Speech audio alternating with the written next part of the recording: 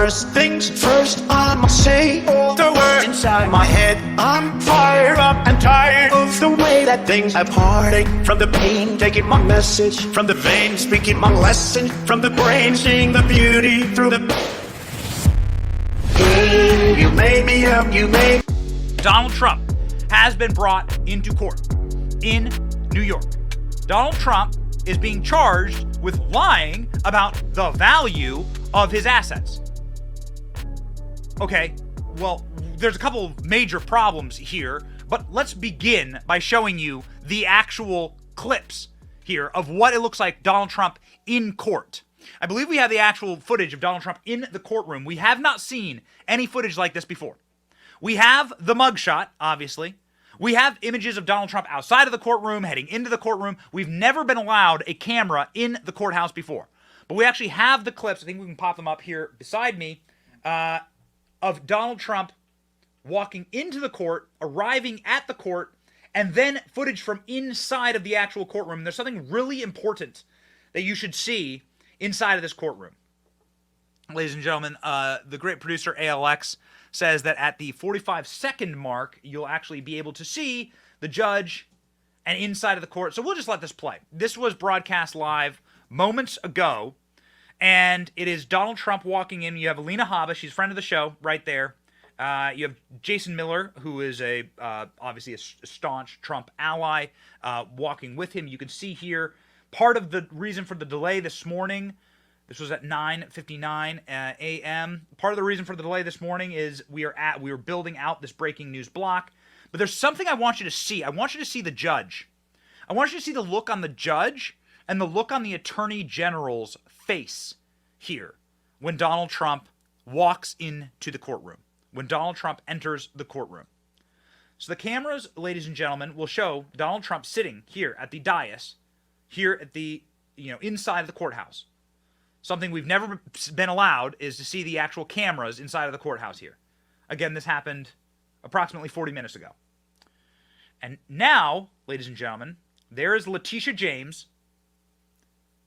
That is the Attorney General of New York. Look at this sick, psychosexual fetishization as she glares at Donald Trump. She glares at Trump and his lawyers. And then what you'll see is the judge. Check this out. Check this out. Look at him smirk, take his glasses off, smile for the cameras, shrug. What a hat, this man. This is the man who made a summary judgment without a jury that Donald Trump's Mar-a-Lago was worth approximately about as much as a Cracker Jack box. Look at this man. Play that again. Play the judge again. This will show you everything. This will show you absolutely everything that Donald Trump is up against. These people are attempting to make their careers out of this political prosecution. They know it. Look at this Stalinist, Marxist judge. Look at this guy. Smirking, laughing. He takes his glasses off and smiles and pans for the camera and goes, hey, look at me. Look at me. This is the man who effectively ruled that Donald Trump doesn't have the right to do business in New York any longer because Donald Trump thought his properties were worth more than the judge thought his properties were worth. Well, does this guy have a background in finance? Does he have a background in real estate? Has this judge built or done anything? This guy looks like an old, decrepit, stoner, boomer, Simon and Garfunkel, rolling around in the mud at Woodstock, degenerate. Look at this smug a-hole. It is unfathomable what is happening to our American judicial system, where the judge would actually use this opportunity to pan for the camera, to grin. What an asshat. What a chode. It's remarkable. Remarkable. I apologize that the show was a minute late this morning getting started. We had to clip this for you. We had to get this set up. I'm astonished. What does this say about our system? Well, what it says about our current American political system and judicial system is that it has been fully and totally celebritized, something that, of course, we have warned about, something that we have warned about Barack Obama celebritized our political system and our judicial system, turned it into an opportunity for people to become poster children for their own ideologies and to be celebrated and clapped and hung on posters.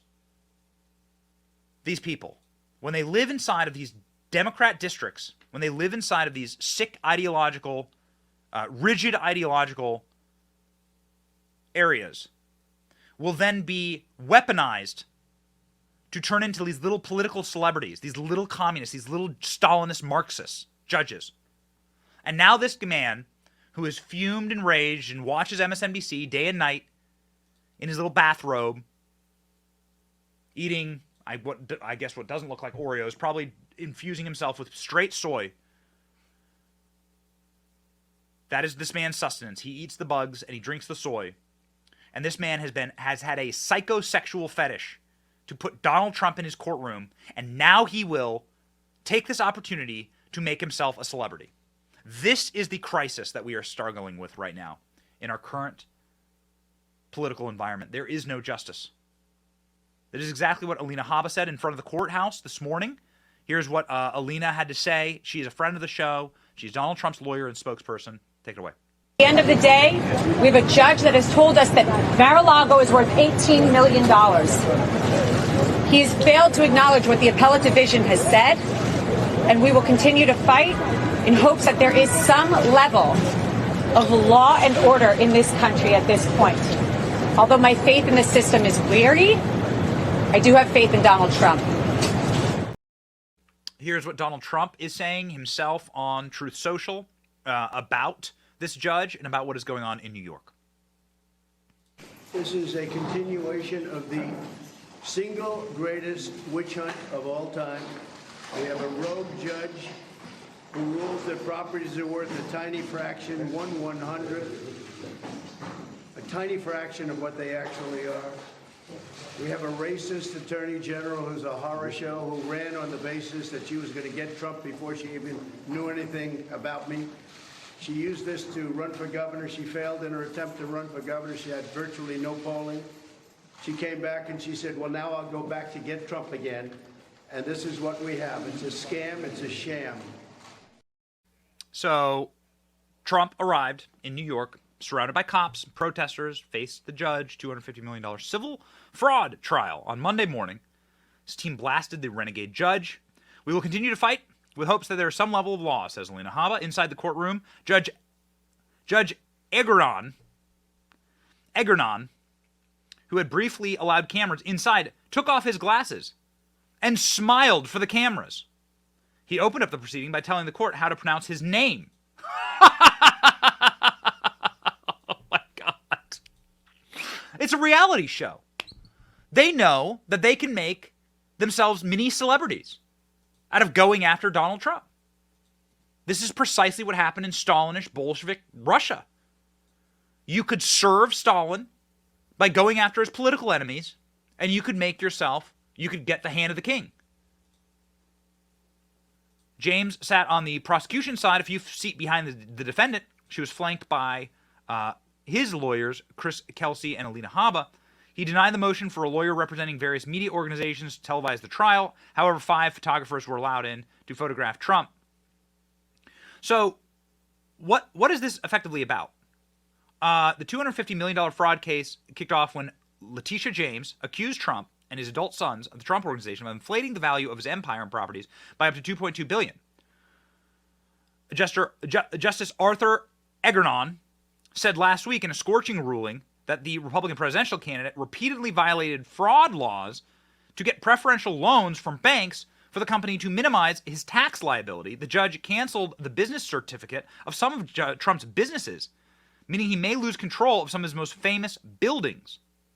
So, I'm no lawyer, but given my research on this, where's the damaged party? This is my question. Shouldn't a lawsuit typically mean that there is a party that has some type of damages?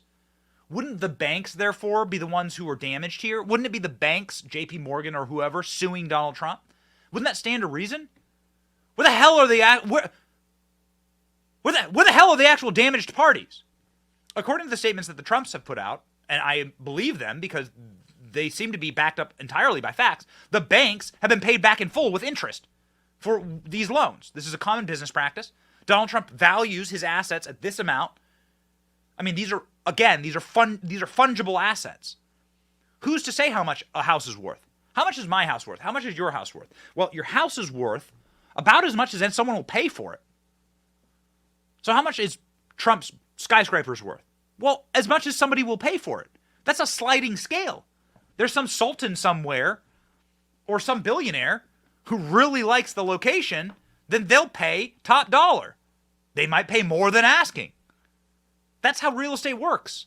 This is how finances work. This is how the entire system works. So what they're doing, what these Marxists are doing, is they're criminalizing capitalism. They're criminalizing the way our system works. Criminalizing capitalism itself. Perfect for a Stalinist judge. Again, I'm no lawyer, and I'm no real estate magnate, but I did spend a considerable amount of time inside of one of Donald Trump's skyscrapers. In fact, his tallest skyscraper.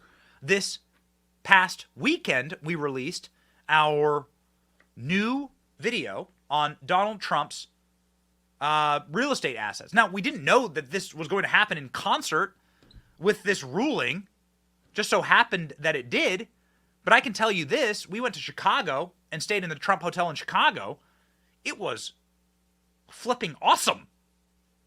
It was one of the most incredible experiences of my life. Here's a short preview of what we did, and we encourage you to watch the full video on our social media. Check it out. Is there anywhere higher we can go in the hotel? We do have the roof.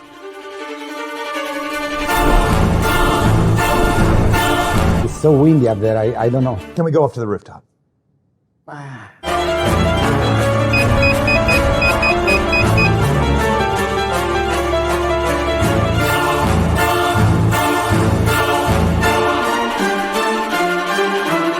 You are looking down on every building in Chicago.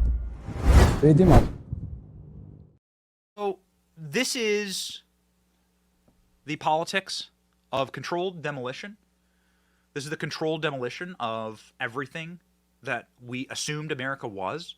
They are attempting to usher in a new America, a Marxist America. This is what they are attempting to bring to this nation. A weaponized judicial system, a weaponized legal system. They're putting the full weight against Donald Trump. He is facing 91 felonies.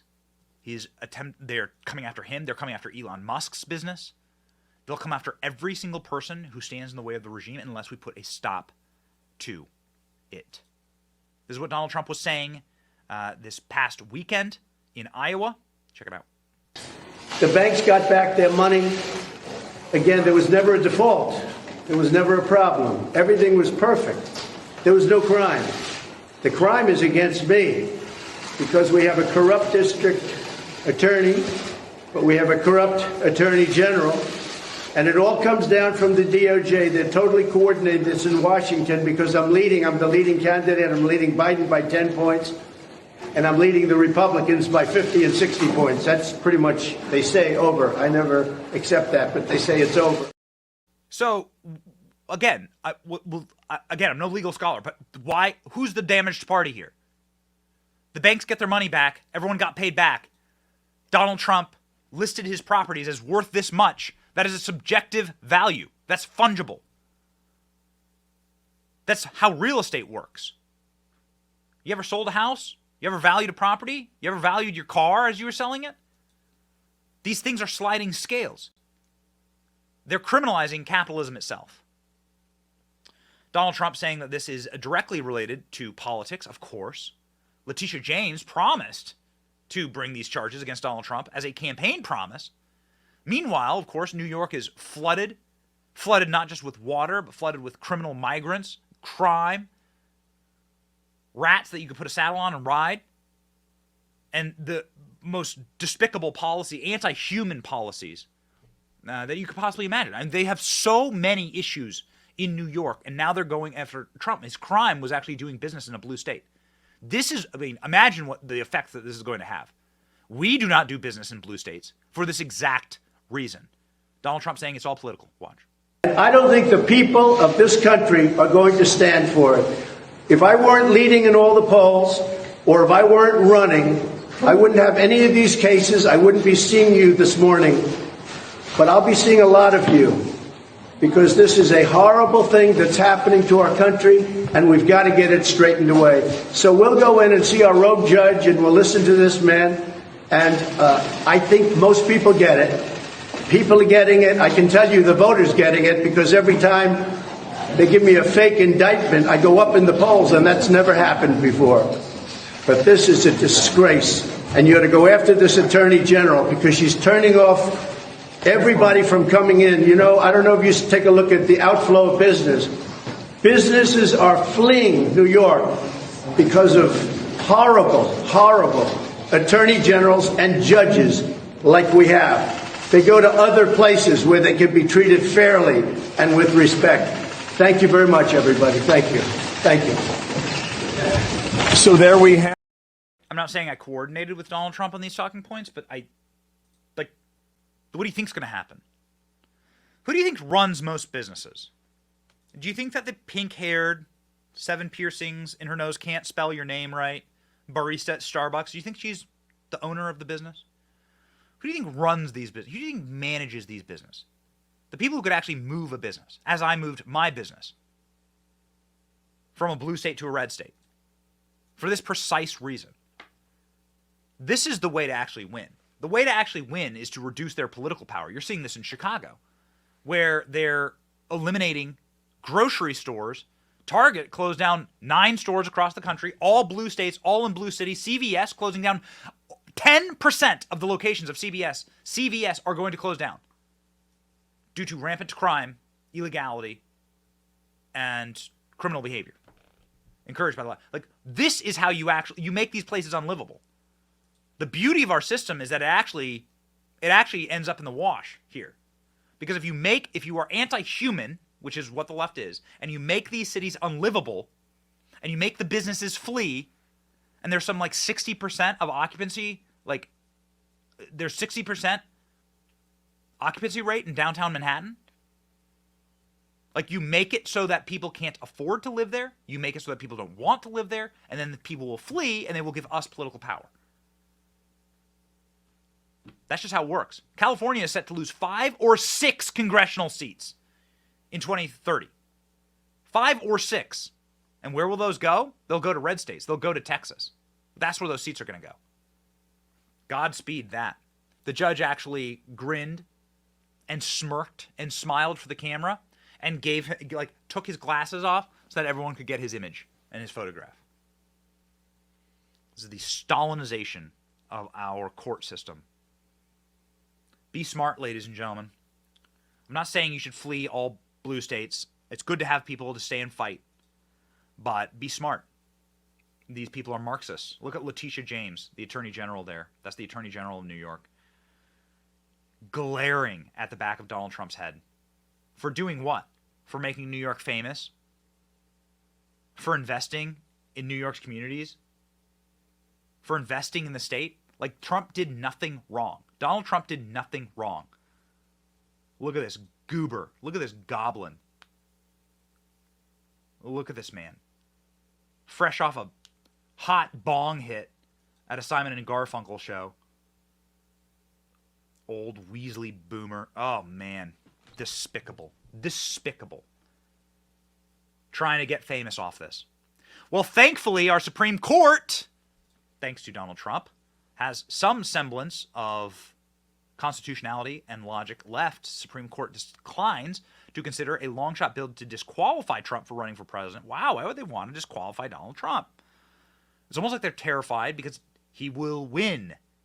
Donald Trump arrived in New York court surrounded by cops and protesters. The court itself, the Supreme Court said on Monday that it will not take up a long-shot challenge to Donald Trump's eligibility to run for president because of his alleged role in the January 6, 2021 misdemeanors at the U.S. Capitol. The case was brought by John Anthony Castro, a little-known candidate for a Republican presidential nomination, who sued Trump earlier in the year in an effort to disqualify him. The case was denied without comment or recorded vote. Thank God. Why, ladies and gentlemen? Why? Why are they doing it? Well, because they are terrified.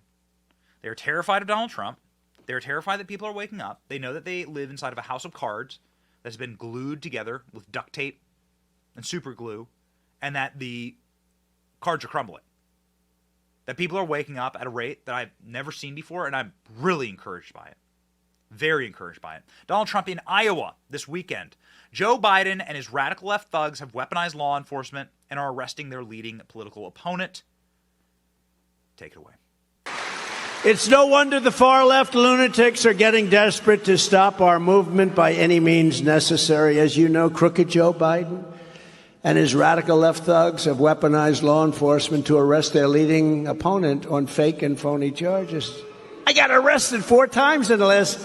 It's almost like I wake up in the morning, do you think they'll arrest me today? I never got arrested before. It's a terrible thing. No, they go after their opponents with the law enforcement now. They've weaponized our law enforcement. This never happened. This happens in third world countries all the time. This happened, it happened in Russia. Look at what goes on over there. So Donald Trump is effectively proving the case that we have lost all moral high ground in this nation. And he's right. And he's right. Donald Trump is effectively saying that when we go and invade countries like Iraq, Afghanistan, when we demonize Russia, what do we always say? They don't have a free society. They lock up their political opponents. They don't have free speech. These craven lunatics, they are doing precisely the same thing here. They have always been envious of these dictators. That's why they're obsessed with China. They want a China-style oligarchy installed here in this nation. And if you go through and look at Dianne Feinstein's assets, well, you'll find out that we already have that. Why would somebody who got $200,000 a year as a United States senator for the last 30 years, how does that person have a $62 million jet? How does Dianne Feinstein and her affairs leave her daughters hundreds of millions of dollars in net worth in mansions? Hundreds of millions of dollars in mansions and $62 million private jet. How do you get that as a senator? Exactly. Somebody explain that to me slowly, calmly. Explain to me what Dianne Feinstein did.